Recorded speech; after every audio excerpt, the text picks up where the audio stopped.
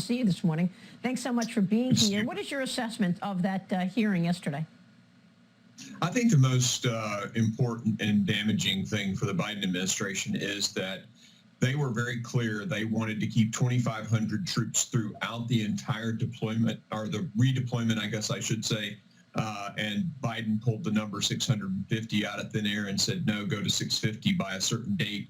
That made a lot of the things the generals wanted to do in terms of securing safety as they exfilled everyone impossible.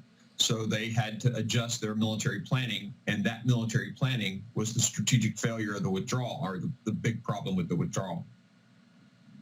Well, there was another unit that Secretary Pompeo had created for these kinds of things, right, to help in times of uncertainty across the world and help get people out. But the Biden administration disbanded that unit. I know about this from talking with the former Secretary of State. What's your take on that, and why are these decisions the State Department versus the military?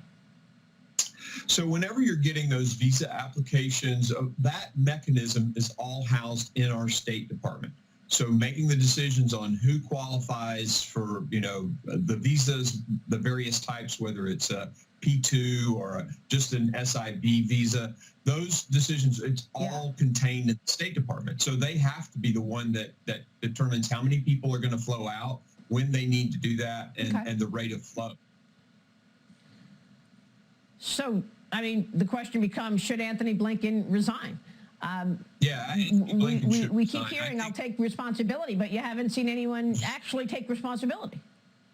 Yeah, I think the major failure here is Anthony Blinken and the president. The president's bad decision-making on how to do this withdrawal, and then Anthony Blinken's delay to get started. I talked to a lot of guys in the Pentagon. I have friends over there. I'm in, 24 years in the military, and they tell me that they were pushing the State Department to get started in early summer, and the State Department dragged their feet. They had 93, and this was another lie from President Biden. Remember, he said that none of the people wanted to come, and there were 93,000 applications.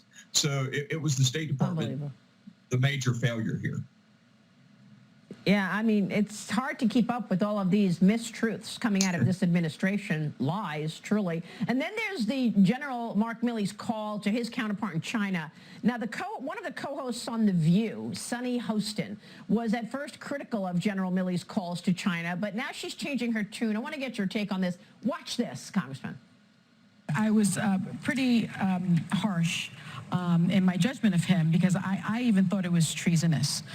That he sort of, my understanding was that he back-channeled with China. Yeah. He spoke directly to China without approval. But that wasn't so. But that wasn't so. I owe him an apology, because he didn't act rogue. Congressman, what's the story? Did he act rogue? I think we need to get the transcripts, Maria, and read the transcripts. He made some comments yesterday that clarified a few of the things that are in the press, and he definitely disagreed with some of the things that were asserted by Woodward in the book. And you can't just, I mean, anybody can write anything in a book and get it published. So we need to read the transcript. The classified portion of the Armed Services Committee is going to do that, and then they'll make a decision on how to handle it. Well, there certainly is a lot here, not just the botched Afghanistan exit, 13 of our soldiers, our heroes, dead, but also the China calls, and then talking to all those reporters. I mean, gosh, this is the highest military man, and he's here helping with these books.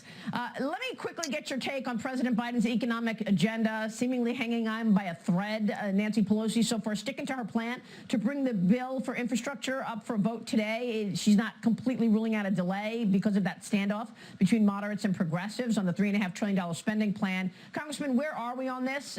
Do you think anything gets done? So what's coming out of the Speaker's office right now is that we are voting today on this package, but the word is she still doesn't have the vote. So I think she's going to continue to, twist arms all day long today, and then we're going to vote. I think we vote on it today. Unless she knows for sure that it's not going to happen, and then there may be a chance we get called back next week. But right now, out of her office, we're voting today. So you vote today. Does it pass today? So does that mean infrastructure could pass without the $3.5 trillion spending? Well, she decided to divide the bills. So originally she had put them together, which was killing them, made it impossible to pass. Yeah. So she decided to split them back apart, and the infrastructure bill is now traveling in the House by itself. So it could pass by itself without the $3.5 trillion. All right, we'll leave it there. Congressman, we'll be watching. We know that there's pushback Thanks. from AOC on the infrastructure bill. Thank you so much, sir. Quick break.